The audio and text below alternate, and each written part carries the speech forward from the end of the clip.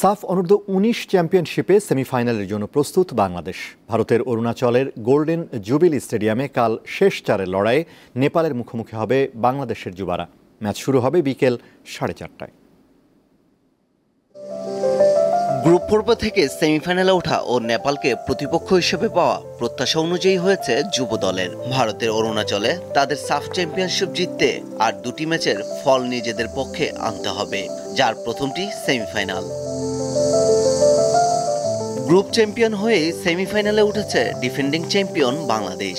B গ্রুপে runners up হওয়া নেপালকে হালকাভাবে নিচ্ছে না গোলাম রব্বানী ছোটনের শিষ্যরা।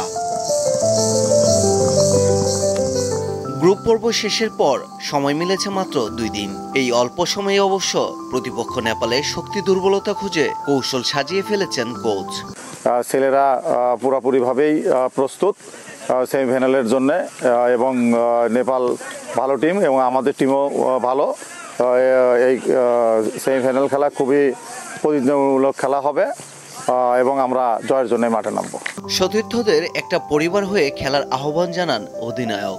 যার যার স্থান থেকে সবার সর্বোচ্চটা দিয়ে একটা টিম হয়ে, একটা পরিবার হয়ে, বাংলাদেশের হয়ে খেলে আমরা ফাইনালে পৌঁছাতে পারি। গ্রুপ পর্বের ভুলগুলো শুধরে শতভাগ প্রস্তুতি নিয়ে মাঠে নামার পরিকল্পনা বাংলাদেশের। পারভেজ খোকন, দীপ্ত স্পোর্টস।